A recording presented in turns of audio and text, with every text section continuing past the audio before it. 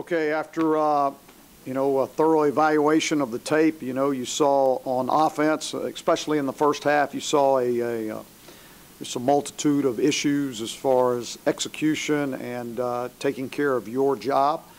On defense, I thought our guys, especially in both halves, I thought they played well. I thought there was one drive where we got on our heels a little bit with tempo, didn't communicate as well as we could have, and gave up a drive there. The only thing we probably didn't do on defense that we needed to do was create some takeaways.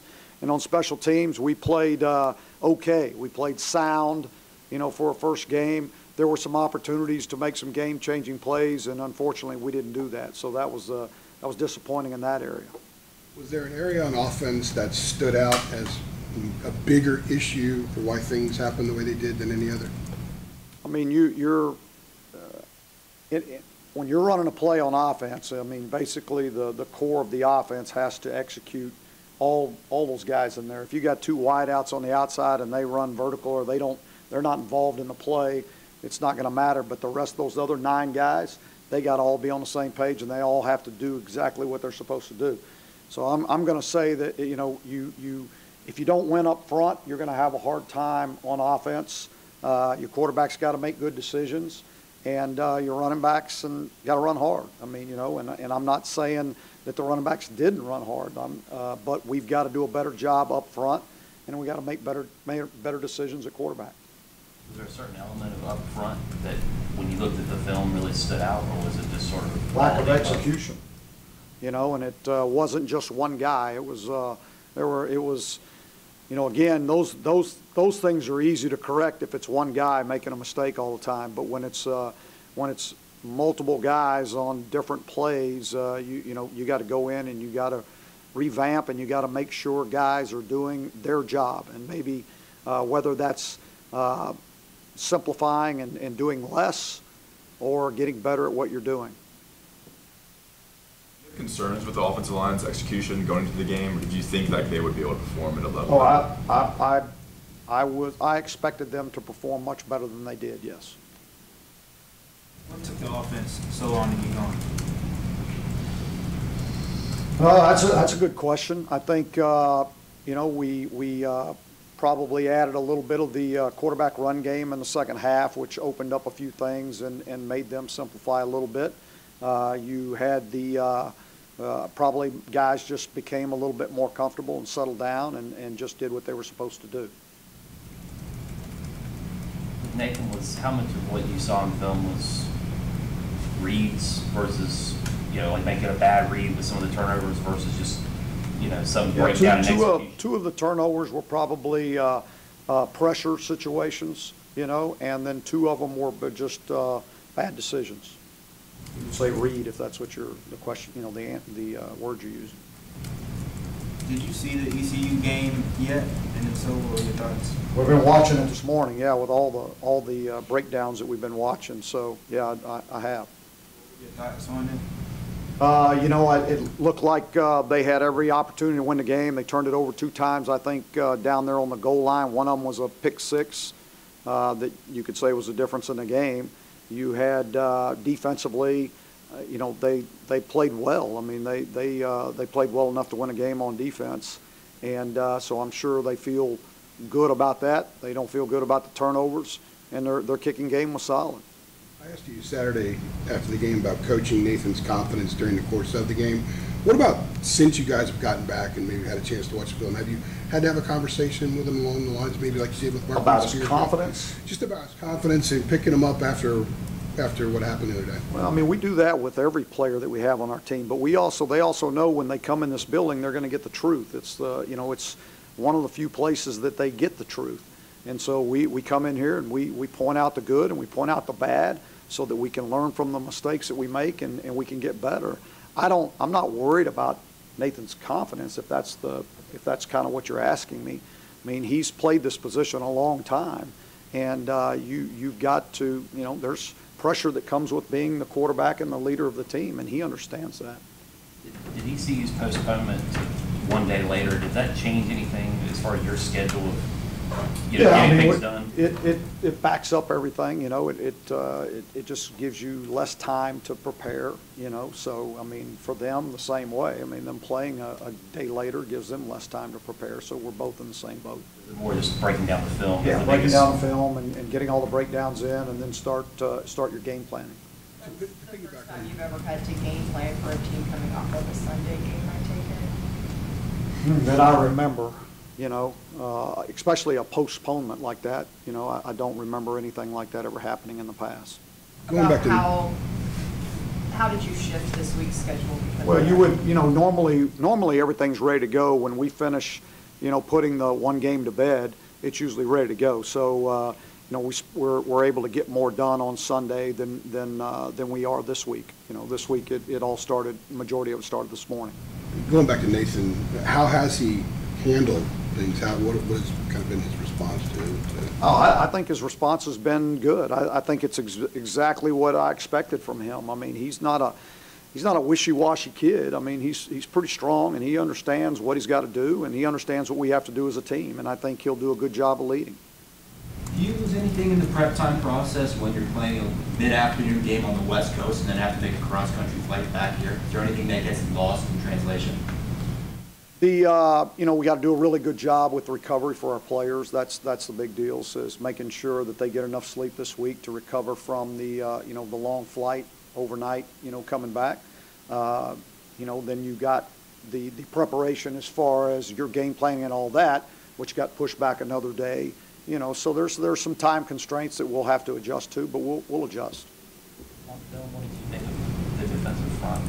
How your guys did? I thought our defensive front controlled the line of scrimmage. You know, there were times where we put tremendous pressure on the quarterback with just 4 guys. We changed the line of scrimmage in the running game quite a few times. I mean, that's why we had more tackles for loss than explosives. You know, so I thought our defensive front did a really nice job. We'll have Malik Carney for the next 3 games, I believe. How's that kind of changed? Obviously, he had a huge game. Yeah, he How's had a that great kind of game. changed He had the what kind of you're doing? game we're expecting him to have because he's prepared himself that way. And so we'll have, you know, the next guy will be up, and Malik will have to do a great job of leading, you know, from the sidelines. Will you travel? No, he will not travel. What did you see from Dominique Ross that you like, not just in the pass game, but in the run game too? Oh, Dominique was all over the place. He was physical. He knew his run fits. He fit where he needed to. He made he tackled very solid. He was you know, physical in everything he did, and then, you know, he did a great job in his coverages.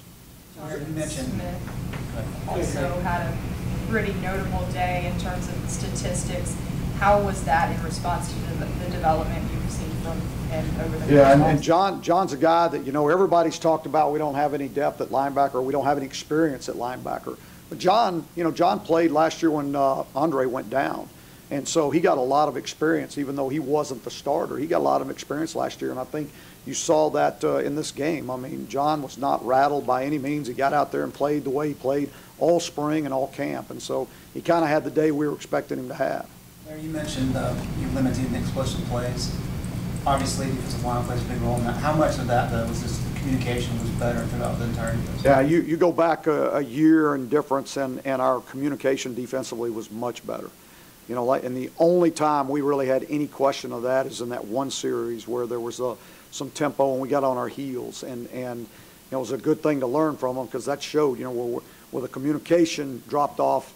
You know, we gave up some plays in that one drive, but other than that, and especially with, you know, you had Trey Morrison out there as a true freshman, who, you know, you need to mention him because he played really well for a guy playing in his first game of his career. You know, he handled the situation very well, and he did a really good job of communicating. How will that communication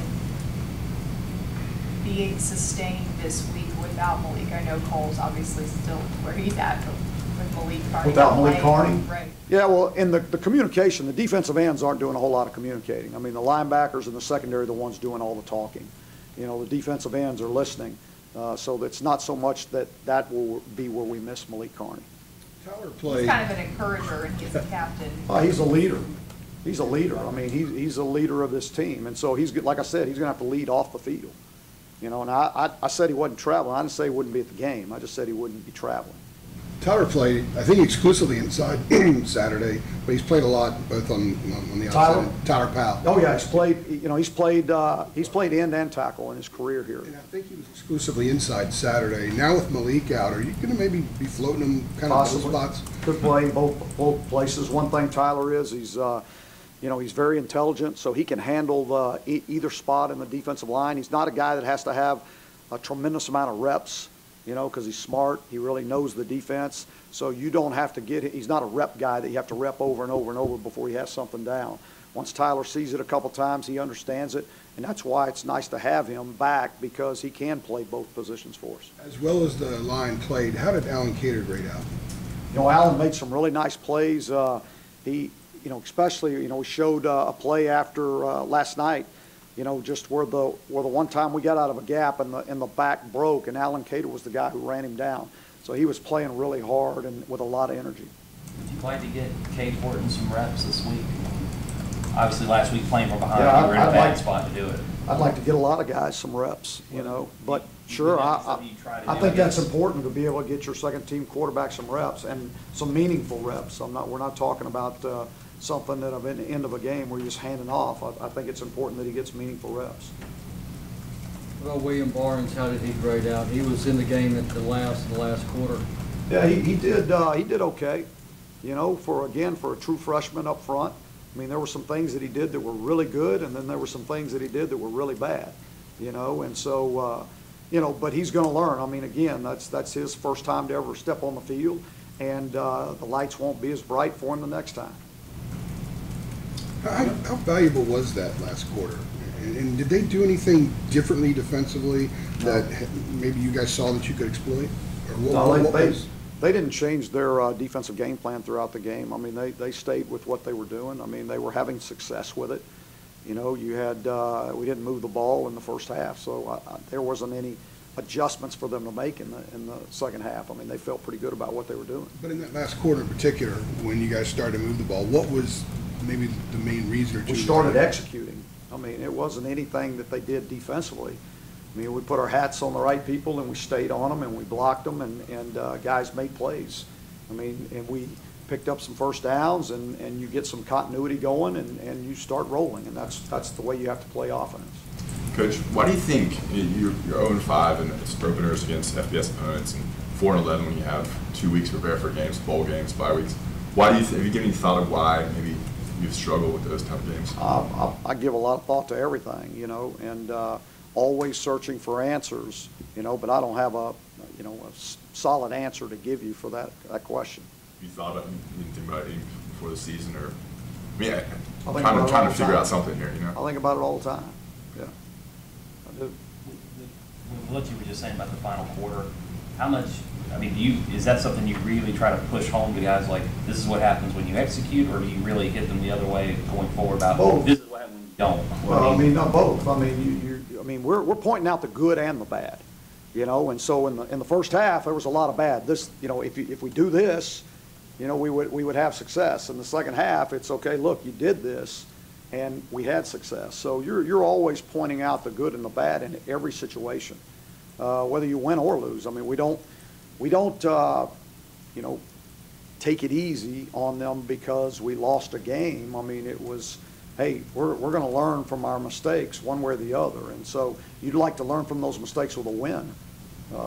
It's a better feeling than doing it the other way.